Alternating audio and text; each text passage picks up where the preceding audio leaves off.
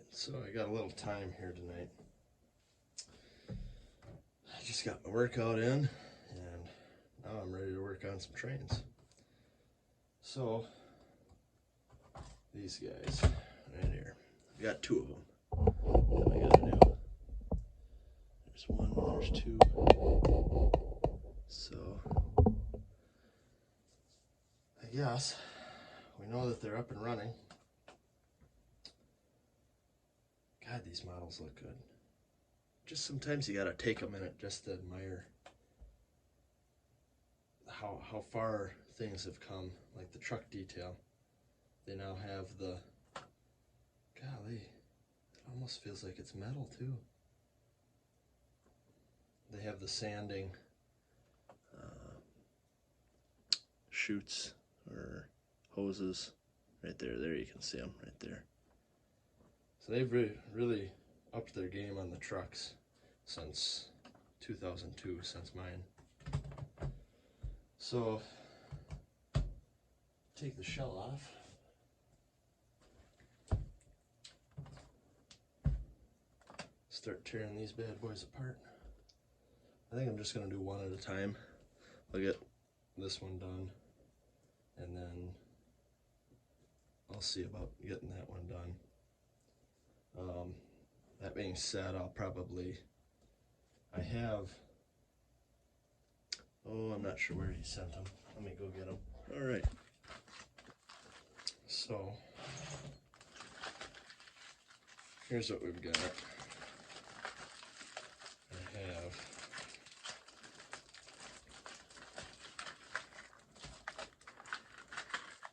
a couple of sets of these. These are the 746, and they are the long shank couplers. I don't know if you guys can see that, but they have the really long shank on them. I'm contemplating using these over the 805s, and I'm gonna do a little experimenting. I'm gonna put the 805s on one of them, and then the 746s on the other, and I'm gonna compare. I've got a couple of tight spots on my layout, and I want to compare which operates better around some tighter curves. So that'll be a video to come, but for now I'm gonna stop talking, and I'm just gonna get the shell off, get the pilots off, couplers off, everything cut, and then we'll come back and maybe do a little more talking then. So I will do probably a time lapse of this. So here we go. All right, so here's the time lapse, and I'm currently trying to take the shell off. I struggle a little bit with this, as you can probably tell. On the back, the mounts for the lights got a little stuck, so unwedged those and got the shell off. So here we are with the shell off, and I am just looking over things, looking at the wiring, and I noticed that they got really thin with their wire. It almost looks like about 24 gauge wire for a lot of the lights and stuff, which is interesting. I still think it's totally fine, but quite thin with the wire. So at any rate, I'm just looking things over.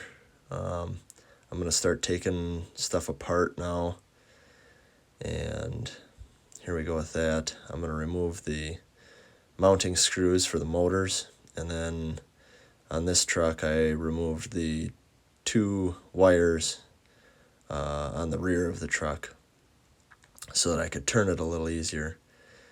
And then I got the coupler off, so that came off pretty easily. And then I'm going to get out the Dremel. With those couplers, you always look for the black oh, what do they call them? The wire connectors. The colored ones are usually for the lights, so the greens and stuff like that. And there I am just showing the underside of the shell and this section that we got to cut off. So the frame, there's that little tab on the frame and then the little tab on the truck that we got to cut off. So, and then, oh yeah, the mounting tabs for the to fix the pilot to the trucks, we also have to remove those. So I'm just showing where I'm cutting now. I'm going to cut kind of at a back bevel towards the front to allow more room for the truck to swing. On mine, I kind of left them out, and they kind of, I think they're out a little far, so the wheel flange kind of nicks them sometimes. So I'm going to cut back over to the video and go from there. All right, so I'm going to speed this up a little bit, but what I'm going to be doing is just masking off the wheels and the whole rest of the frame and stuff. Always have masking tape. I usually keep 1-inch and 2-inch masking tape on hand. It just keeps things a lot cleaner, and you don't want all those little metal shavings from grinding off the flanges everywhere. So I keep some shop towels and some masking tape, and I'm going to cut the coupler mount off the truck first. So I'll go ahead and do that, and it takes a little bit of time because that coupler mount is actually fairly thick. But just take your time, go slow. The cutoff wheels they fit in between the wheel flanges, but I usually always end up nicking a flange, and this case was no different, so I did nick the flange. But it'll be okay. This does not affect operation at all. Like I said, I just took a little bit of just a small nick in the back side of it. Then I go ahead and I clean it up, make sure that there's no burrs sticking off of it, and then clean up the workspace. It's always good to keep a clean workspace. And then I'll go ahead and mask off the frame so that I can go ahead and cut that. The frame is actually, well, so the trucks they're metal, but they're a softer metal.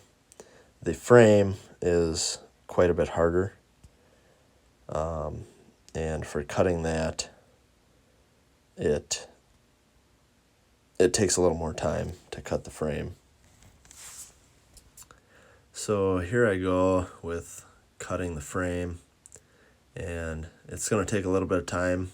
I'm speeding it up in the video, but I'm gonna, once I get it cut off, I go back over it with the Dremel tool just to clean up any burrs, and then after that I will put a Sharpie on it to clean it up.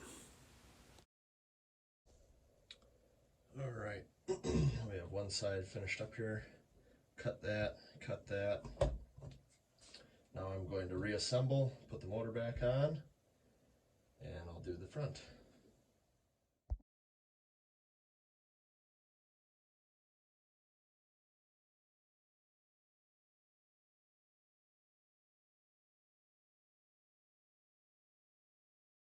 Over one last thing here.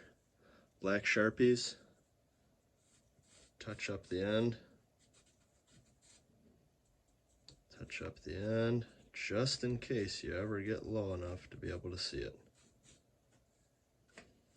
But then the result is pretty good. All right, I'm gonna go ahead and do the other side. It's the exact same thing, so I probably won't show it on video, but I'm gonna go and do exactly what I did here. Remove the motor, remove these two wires so that I can spin the truck, cut the tab off the frame, and cut the mounts for the O-gauge coupler off, and then just reassemble. All right, so one last thing. These couplers are very easy to take off. They just have this little tension pin on the bottom. You simply wedge a screwdriver in there and pop it out, a flathead, and your coupler will slide right out.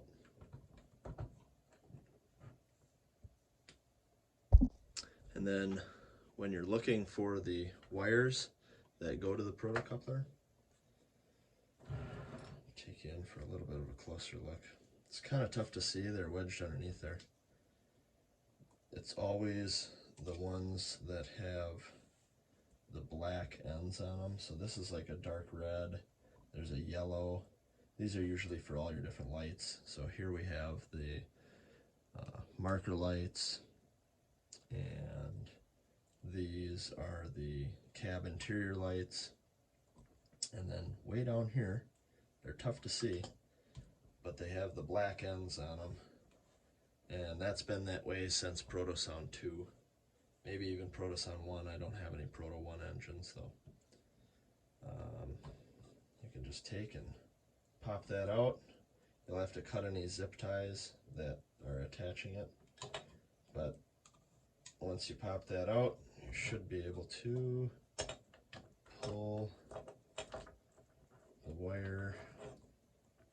I say this and then it gets caught.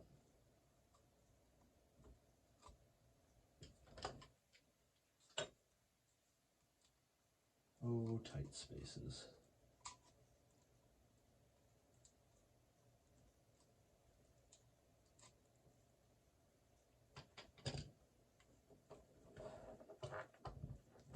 Okay, so now that I have this motor out of the way, you can see it a little bit better. But there's that black end, and that just leads to the black, and then that'll just stay with the locomotive. And this will pull right out, and there is your protocoupler. Then simply put your motor back on, give it a little spin to seat the gears. There it goes, right there. You should be able to see it start moving. I'm going to put this back on.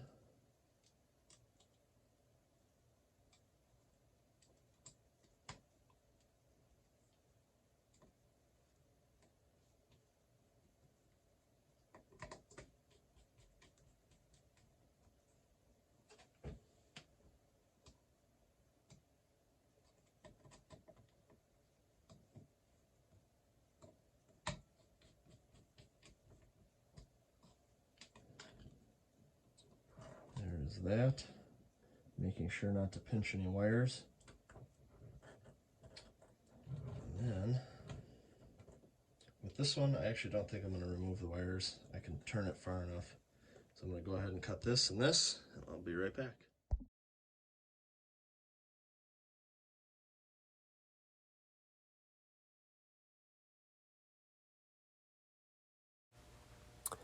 Alright, so here I'm going to put the motor mount screw back in, and then we're going to get all the wires back situated on this side. I'll put that cover back on. It's always a good idea to have zip ties, have a bag of small zip ties. I think the ones that I have are, oh, what do they say here, 4-inch, but you could even go with like 3-inch or 2-inch zip ties in some cases. Keep them small. And then I'm going to put the cover back on for the motor, seeing how this is the front. It's just a couple of screws, and then as I'm doing that, I'm checking the wires underneath just to make sure that nothing is pinched. And I'm going to go ahead and look in there and just make sure that I can move all the wires, because you don't want to get a wire pinched between the screw and the frame, and it could eventually deteriorate the coating and break the wire. So anyways, that's it for now. Thanks for watching.